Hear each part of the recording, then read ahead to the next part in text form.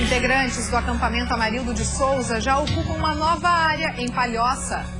Os ocupantes do terreno começam a montar o novo acampamento aqui em Palhoça. Funcionários da CONCAP auxiliam na limpeza do local, que vai ser ocupado provisoriamente pelas famílias do acampamento Amarildo. Taxista é morto com cadarço de tênis. 4 pessoas foram presas. Morre Renato Renz, policial civil reconhecido nacionalmente pela atuação em casos de sequestro. Eu lamento profundamente e prestar solidariedade à família e dizer da minha profunda admiração pelo nosso querido Renatão. Joinville sem guarda municipal de trânsito. Prefeitura se prepara para contratar profissionais e implantar o serviço nas ruas do município. De olho no pescado, balanças do mercado público e amostras de DNA de bacalhau estão sendo avaliados na capital. E o que a gente observa é que é vendido qualquer peixe salgado seco com a denominação bacalhau. Feriadão de Páscoa, uruguaios devem lotar os hotéis do estado. De acordo com o sindicato do setor, o perfil turístico uruguaio é familiar, de médio e baixo poder aquisitivo e com preferência pelas hospedagens simples e alternativas. Notícias da redação já está no ar.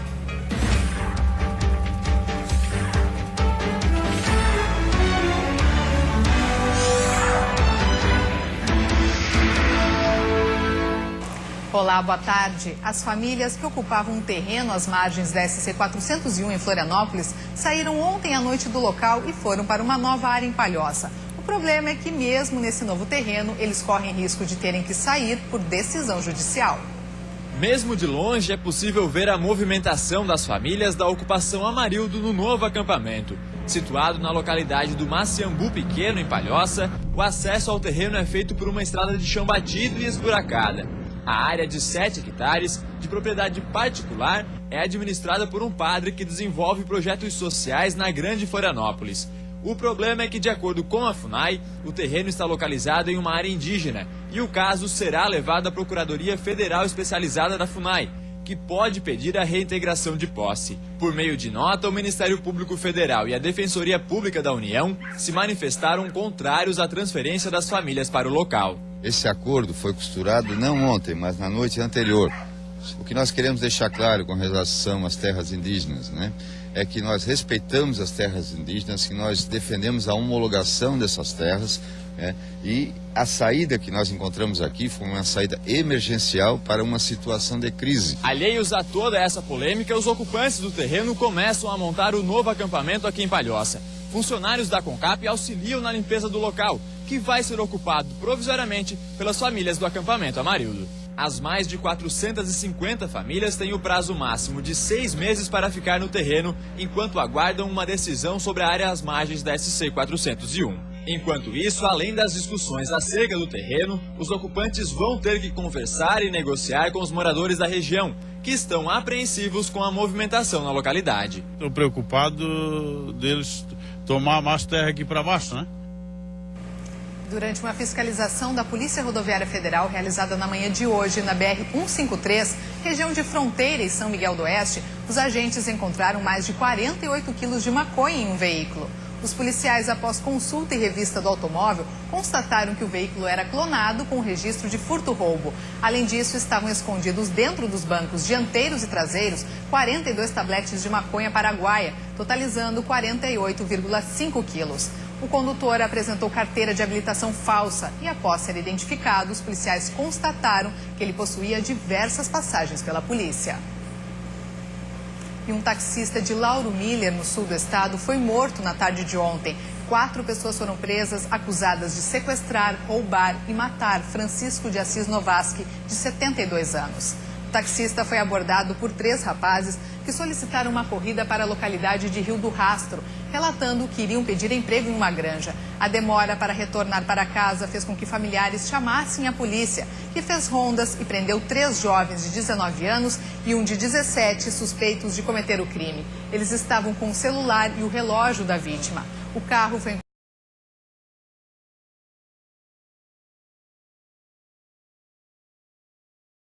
encaminhados ao presídio Santo Augusto, em Criciúma. Já o menor aguarda por uma vaga em um centro de atendimento socioeducativo. E o delegado aposentado Renato José Rendes, mais conhecido como Renatão, morreu nesta madrugada em decorrência de um câncer. Renato Rendes, de 66 anos, estava internado na UTI do Hospital de Caridade em Florianópolis. Ele não resistiu às complicações de uma infecção pulmonar e morreu às 4h40 da madrugada. O velório está acontecendo desde o meio-dia na Academia da Polícia Civil em Canasvieiras. No início do ano, enquanto tratava um câncer, Renatão anunciou sua aposentadoria da Divisão Antissequestro da Diretoria Estadual de Investigações Criminais, onde atuou por 34 anos. A carreira de 42 anos na Polícia Civil resultou em reconhecimento nacional por solucionar 100% dos casos de sequestro que investigou. Foi também pelo trabalho bem-sucedido que, no início deste mês, o delegado Renatão recebeu a medalha Anita Garibaldi, uma das principais condecorações do governo catarinense. Hoje pela manhã, ao saber da notícia, o governador Raimundo Colombo lamentou a morte de Renato Rendes. A perda do Renatão é um negócio que dói muito, porque é um cidadão extraordinário, um servidor público exemplar, um profissional de grande destaque, um ser humano, né? Que ele era uma pessoa diferente. Eu lamento profundamente e prestar solidariedade à família e dizer da minha profunda admiração pelo nosso querido Renatão. E você vai ver a seguir, Joinville sem guarda municipal de trânsito. A prefeitura se prepara para contratar profissionais e implantar o serviço nas ruas do município. E ainda, de olho no pescado, balanças do mercado público e amostras de DNA do bacalhau estão sendo avaliados na capital. E o que a gente observa é que é vendido qualquer peixe salgado seco com a denominação bacalhau. Nós voltamos já.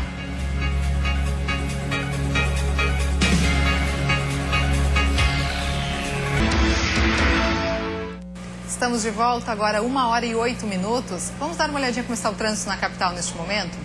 Nas pontes que fazem a ligação Ilha-Continente, trânsito bastante intenso, tanto na Ponte Pedro Ivo quanto na Colombo Salles. Já na Via Expressa, BR-282, trânsito bastante intenso também para quem se dirige em direção às pontes. Já para quem segue em direção à BR-101, o trânsito flui com tranquilidade. Neste momento, 23 graus em Florianópolis. E a maior cidade do estado ainda não tem uma guarda municipal de trânsito. O processo para a contratação de agentes teve início neste mês. A Prefeitura de Joinville está com inscrições abertas para o concurso e vai selecionar profissionais para atuarem nas ruas do município. Mais de 500 mil habitantes, Joinville, o município com maior população em Santa Catarina, ainda não conta com uma guarda municipal. O projeto, que foi implantado no ano passado na Câmara, foi aprovado. O edital do concurso já está aberto. São 60 vagas com remuneração de R$ 3.400. O salário inclui o vencimento, periculosidade e gratificação. O processo de seleção está dividido em 6 etapas. Os candidatos vão ter que passar por uma prova objetiva e outra de aptidão física, avaliações de saúde ocupacional e psicológica, pesquisa social e o curso de formação. Nas ruas da cidade, a implantação da guarda divide opiniões. E com guarda municipal tem muita política no meio e atrapalha um pouco a gente que está no dia a dia no trânsito. É tanto mais segurança no trânsito como para a população em si, né? É mais segurança para o povo. Nossa equipe tenta há 2 dias contato com o secretário municipal de Segurança Pública para tentar esclarecer a forma de atuação da guarda, efetivo e equipamentos que vão ser utilizados pelos guardas. Mas ele não pôde receber nossa equipe, alegando falta de agenda. E a Justiça determinou que o Departamento de Transportes e Terminais realize uma licitação para escolher a empresa que prestará o serviço de travessia fluvial entre Itajaí e Navegantes. A companhia que oferece o serviço atualmente não passou por concorrência pública e opera na cidade desde a década de 80. A liminar expedida pela Justiça é uma resposta ao pedido feito pelo Ministério Público para a abertura da licitação. O serviço de travessia entre os municípios é utilizado por milhares de moradores de Itajaí Navegantes diariamente. Na última semana, as tarifas foram reajustadas e os novos valores não agradaram os usuários. O deslocamento de automóveis para outra margem do rio Itajaiaçu custa hoje R$ 7,20. O translado dura cerca de 2 minutos. A tarifa para pedestres é de R$ 1,20, para motocicletas, R$ 1,80. A empresa que faz o transporte fluvial entre Itajaí e Navegantes opera na região desde a década de 80 e nunca passou por concorrência pública. Agora, com a licitação, a expectativa dos usuários é que o serviço seja oferecido com mais qualidade e com menor preço. Por o ferryboat estar tantos anos aqui, a gente nunca teve a oportunidade de comparar os serviços. Então, através de uma concorrência, a gente vai ter essa oportunidade de poder comparar a travessia Itajaí-Navegantes. Tendo uma concorrência, vai baixar. Não, eu creio que vai melhorar, não tá bom, assim, pra gente que é trabalhador ainda tem o passe e tal, mas para quem precisa atravessar com o carro, às vezes meu marido mesmo, assim, precisa me levar no hospital alguma coisa, às vezes a gente atravessa 3, 4 vezes e o valor é muito alto. O Departamento de Transportes e Terminais tem 60 dias para abrir a licitação. O descumprimento da ordem tem multa prevista de R$20 mil por dia. O DETER ainda pode recorrer da decisão. Está previsto para o início de junho a reabertura da ala norte do mercado público da capital. Nesta manhã, o prefeito César Souza Júnior fiscalizou o andamento das obras. A visita do prefeito César Souza Júnior foi acompanhada por fiscais do Instituto de Planejamento Urbano de Florianópolis. A comissão percorreu as obras da ala norte do mercado público. O local, que está na fase final dos trabalhos, deve começar a receber os novos comerciantes no dia 30 de abril. Mas a inauguração para o público está prevista apenas para o dia 2 de junho. Na mesma data, será aberto também o Museu do Mercado. Já a ala sul do prédio será fechada em 31 de maio para início da restauração. E 2 operações em Florianópolis estão verificando a qualidade do pescado na capital. Balanças do mercado público e amostras de DNA do bacalhau serão testadas para garantir o direito do consumidor. Atenção no peso do pescado. As 51 balanças do mercado público de Florianópolis estão sendo vistoriadas na Operação Badejo. A fiscalização realizada pelo Inmetro de Santa Catarina atesta se o valor acusado no equipamento é o mesmo que está sendo entregue ao consumidor. Ele verifica se existe erro ou não existe na pesagem. É verificado também uma fiscalização visual, que a gente verifica se o lacre que o Inmetro coloca realmente está na balança ou se a balança está fraudada. O período foi escolhido pelo aumento na venda de pescado com o feriado da Sexta-feira Santa. A fiscalização se repete sempre nesta mesma época. A edição do ano passado recebeu o nome de Operação Garopa e de todas as peixarias que foram fiscalizadas, apenas uma apresentou irregularidade e, assim como vai acontecer neste ano, teve o prazo de 10 dias para fazer o conserto do equipamento. Caso o prazo não seja cumprido, o proprietário pode ser multado. Das 20 balanças testadas nesta manhã, nenhuma apresentou problema. Alívio para quem compra e para quem vende. O peso certo, como foi feito na minha balança agora há pouco tempo, os fiscais passaram aqui, deu tudo bem, não correu nada errado, foi autorizado, graças a Deus. As balanças aprovadas recebem um selo como este, mas Alexandre, que gastou quase R$200 em peixes, nem reparou se o estabelecimento possuía o adesivo. Eu sempre confio na peixaria, porque o peso que é na balança, a gente recebe, não tem tique, não tem só o preço. Que nem aqui eu gastei R$200 de peixe. Agentes do PROCON e da Secretaria de Pesca e Maricultura de Florianópolis também visitaram 3 peixarias do mercado público para coletar amostras de DNA do bacalhau. O exame, feito por um laboratório de Minas Gerais, vai apurar se o bacalhau que está sendo vendido é verdadeiro. Segundo o Ministério da Agricultura, só 3 espécies podem ser vendidas como bacalhau. E o que a gente observa é que é vendido qualquer peixe salgado seco com a denominação bacalhau. O exame leva cerca de 30 dias para ficar pronto. Se houver irregularidades, o estabelecimento pode ser multado. E a Justiça aceitou o recurso da Procuradoria-Geral do município e liberou a Arena Joinville, que estava interditada desde a semana passada, a pedido do Ministério Público de Santa Catarina. As adequações solicitadas no termo de ajustamento de conduta foram cumpridas e o estádio poderá receber o público nos jogos da Série B do Campeonato Brasileiro. Na semana passada, a Justiça havia acatado o pedido do Ministério Público, exigindo o plano preventivo de incêndio do estádio, conforme acordo firmado com o município há 4 anos. Com a interdição suspensa, os torcedores poderão ocupar as arquibancadas para acompanhar o jogo entre Joinville e Portuguesa pela primeira rodada da Série B, que acontece na sexta-feira. E no próximo bloco, o feriadão de Páscoa vai movimentar o turismo no estado. Uruguaios devem lotar os hotéis do litoral. De acordo com o sindicato do setor, o perfil turístico uruguaio é familiar, de médio e baixo poder aquisitivo e com preferência pelas hospedagens simples e alternativas. E no Dia Mundial da Voz, você vai ver que o fumo, o ar-condicionado e o álcool podem trazer problemas graves para as cordas vocais. Nós voltamos em instantes.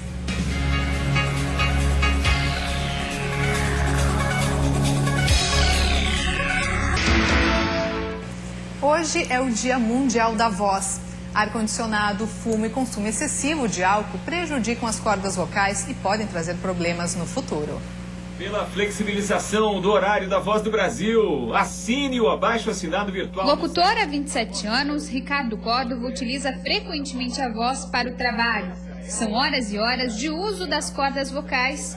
E para preservar essa ferramenta de trabalho tão importante, o locutor toma alguns cuidados que são essenciais. Numa região como a nossa, que enfrenta anualmente temperaturas muito baixas, o principal cuidado, na minha opinião, e é aquilo que eu faço há 27 anos, é justamente cuidar com a variação da temperatura. Ou seja, sair de ambientes muito quentes e encarar o frio, o sereno e etc., prejudicam bastante. Então é bom evitar isso. Sem contar na maçã, no mel, que são coisas que têm uma comprovação científica já com relação aos seus benefícios para a voz. Segundo dados da Associação Brasileira de Otorrinolaringologia e Cirurgia Cérvico-Facial, 70% da população utiliza a voz como ferramenta de trabalho, como vendedores, operadores de telemarketing e professores. Mas será que as pessoas estão cuidando desse bem tão precioso que é a voz? Não me preocupo com isso. Geralmente não. Geralmente as pessoas pensam em cuidar da voz somente quando estão com dor de garganta ou algum problema na garganta. A pessoa não vai conseguir trabalhar por um motivo de rouquidão, ou a pessoa muitas vezes não consegue um emprego, uma entrevista de emprego, porque ela chega, ela não consegue falar, ela tem muita restrição que a pessoa procura. É esse comportamento que preocupa quem trabalha no ramo. Para essa fonoaudióloga, é necessário alertar sobre a prevenção de doenças vocais, uma das principais causas de afastamento dos professores de suas funções, por exemplo.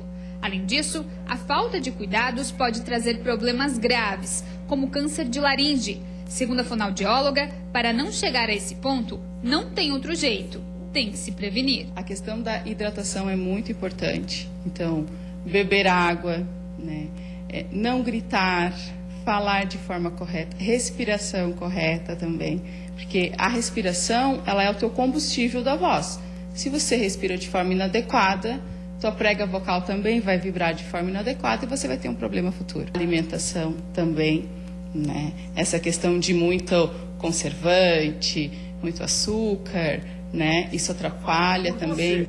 Essa é a hora. O Brasil quer a flexibilização do horário da Voz do Brasil votada e aprovada.